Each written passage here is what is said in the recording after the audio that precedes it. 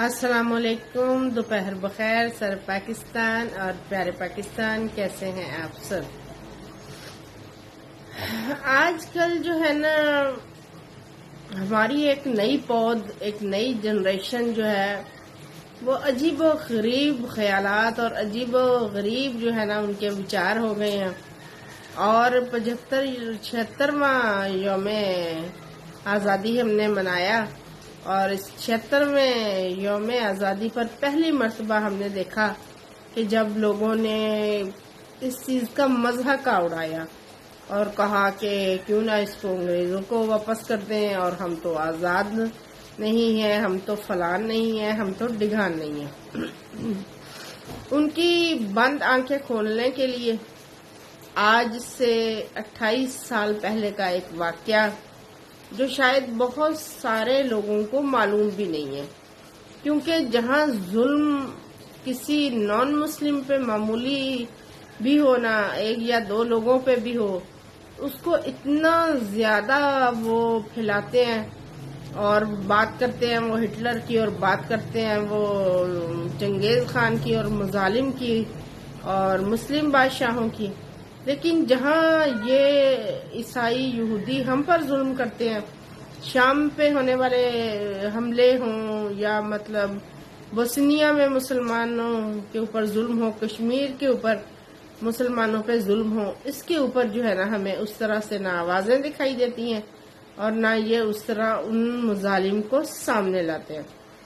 آج 28 سال پہلے ہونے والا ایک واقعہ جو میں آپ کی نظر کرنا چاہ رہی ہوں، شاید کہ وہ لوگ جو کہہ رہے ہیں کہ ہمیں پاکستان کی ضرورت نہیں ہے اور ہم تو آزاد نہیں ہیں، شاید کہ ان کی آنکھیں کھول دیں۔ حکم ہوا کہ تمام مردوں کو ایک جگہ اکٹھا کیا جائے۔ فوجی شہر کے کونے کونے میں پھیل گئے، ماؤں کی گودوں سے دودھ پیتے بچے چھین لیے گئے، بسوں پر سوار شہر چھوڑ کے جانے والے مردوں اور لڑکوں کو زبردستی اتار لیا گیا، اور لاٹھی سے ہانکتے کھانستے بزرگوں کو بھی نہ چھوڑا گیا۔ سب مردوں کو اکٹھا کر کے شہر سے باہر ایک میدان کی جانب ہانکا جانے لگا۔ ہزاروں کی تعداد میں لوگ تھے، عورتیں چلا رہی تھیں، گڑ گڑا رہی تھیں، اور ادھر اعلانات ہو رہے تھے کہ گھبرائیں نہیں، کسی کو کچھ نہیں کہا جائے گا، جو شہر سے باہر جانا چاہے گا اس کو باحفاظت جانے دیا جائے گا۔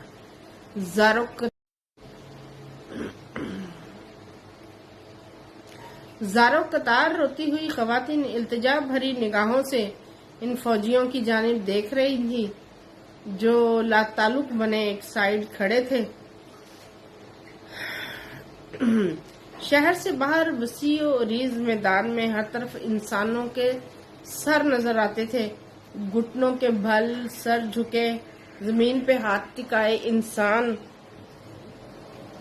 10,000 سے زائد انسانوں سے میدان بھر چکا تھا، اور پھر ایک طرف سے ایک آواز آتی ہے، فائر، اور سینکڑوں بندوقیں بیک وقت چلیں، اور اس کے مقابلے میں انسانی چیخوں کی آواز اس قدر بلند تھی کہ بندوقوں کی گن گھرج اس کے اندر دب رہی تھی۔ ایک قیامت تھی جو برپا تھی، ماؤں کی گودیں اجڑ رہی تھی، اور خواتین اپنے شوہر اور اپنے گھر بار سب کو اجڑتا ہوا دیکھ رہی تھی، اور پہلی مرتبہ روئے زمین نے دیکھا کہ بوڑھے اپنے سامنے اپنے بیٹوں اور پوتوں کو مرتا ہوا دیکھ رہے تھے۔ سینکڑوں ایکڑ پر محیط میدان خون سے لت پت تھا اور لاشوں سے اٹا ہوا تھا۔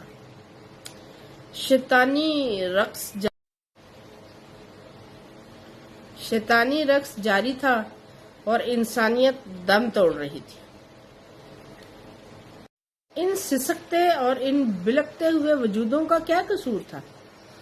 ان کا صرف ایک ہی قصور تھا کہ یہ لا الہ الا اللہ محمد رسول اللہ کہنے والے مسلمان تھے، اور بہت سارے 80 سال سے اوپر کے لاغر بابے لاغر بوڑھے جو ہے نا وہ یہ منظر دیکھ کر جس میں ان کے بیٹوں اور پوتوں کو بے دردی سے مار دیا گیا تھا اس صدمے کو برداشت نہ کر سکے اور ان کی روحیں کف سے انصری سے پرواز کر گئی۔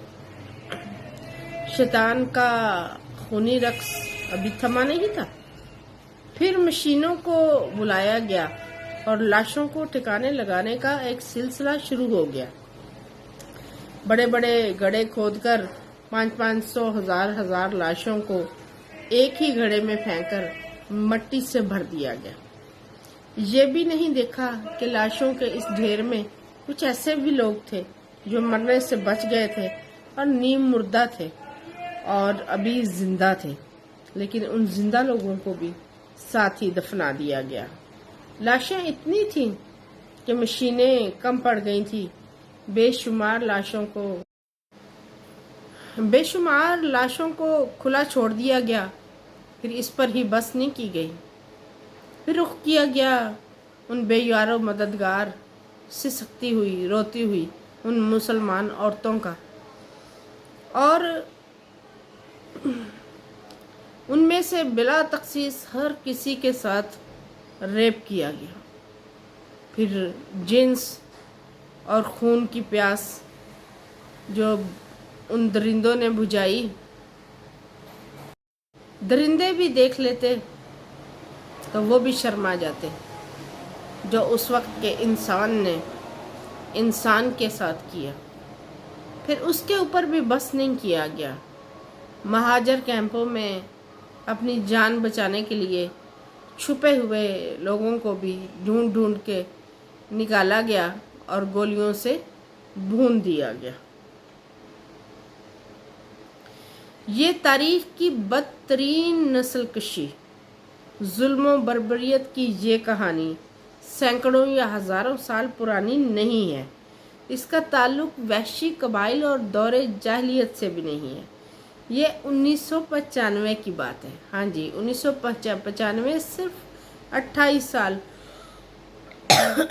پہلے کی بات ہے، جب دنیا خود کو مہذب مانے بیٹھی تھی، اور یہ کوئی افریقی ملک بھی نہیں تھا، یہ جدید قصبہ تھا یورپ کا، اور جس کا نام تھا سربرینکا۔ یہ واقعہ اقوام متحدہ کی نام نہاد امن فورسز کے عین سامنے پیش آیا، بلکہ انہوں نے ہی اس کی پشت پناہی کی۔ اگر آپ یہ سمجھتے ہیں کہ یہ جھوٹ ہے تو سربرینکا کے واقعے پر اقوام متحدہ کے سابق سیکرٹری جنرل کوفی عنان کا بیان پڑھ لیجئے، جس نے کہا کہ یہ قتل عام اقوام متحدہ کے چہرے پر بدنما داغ کی طرح ہمیشہ رہے گا۔ 90 کی دہائی میں یوگوسلاویہ ٹوٹنے کے بعد بوسنیا کے مسلمانوں نے ریفرنڈم کے ذریعے اپنے الگ وطن کے قیام کا اعلان کیا تھا۔ بوسنیا برزیگونیا کے نام سے قائم اس ریاست میں مسلمان اکثریت میں تھے، جو ترکوں کے عثمانی دور میں مسلمان ہو گئے تھے اور صدیوں سے یہاں پر آباد تھے، لیکن یہاں سرب الگ ریاست سے خوش نہ تھے اور انہوں نے سربیا کی افواج کی مدد سے بغاوت کی، اور اس دوران میں بوسنیا گو کہ امن فوج نے اس علاقے کو محفوظ قرار دیا تھا، لیکن چند روز بعد ہی سرب افواج نے جنرل ملارج کی سربراہی میں شہر پر قبضہ کر لیا، اور جو ہے نا یہ انسانیت سوز واقعہ پیش آیا، اور یہ سال تھا جناب سن 1995، اور مہینہ یہی تھا اگست، اور اس اگست میں اس واقعے کو 28 سال گزر چکے ہیں، اور مہذب دنیا آج بھی اس داغ کو دھونے میں ناکام ہے۔ گو کہ بعد میں انہوں نے اپنی غلطی کا احساس بھی کیا، لیکن جھوٹی معافیاں اور تلافیاں بھی ہوئی، لیکن وہ کیا کہتے ہیں نا کہ ہائے اس زود و پیش ماں ہونا۔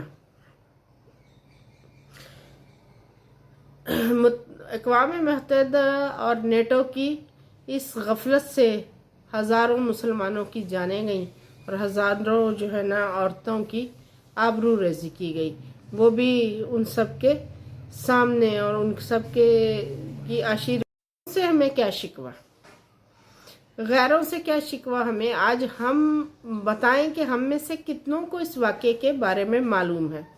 हमें 9/11 का तो पता है ना, क्योंकि जो अगयार का मीडिया होता है वो बार बार हमें यही दिखाता है, और हमारा अपना मीडिया भी हमें यही दिखाता है। और जो वाक़यात और जो जुल्म जो इन मुसलमानों के साथ होते हैं, उन्होंने तो उसको क्या ही दिखाना, हमारा मीडिया भी उसके ऊपर आंखें बंद करके रहता है।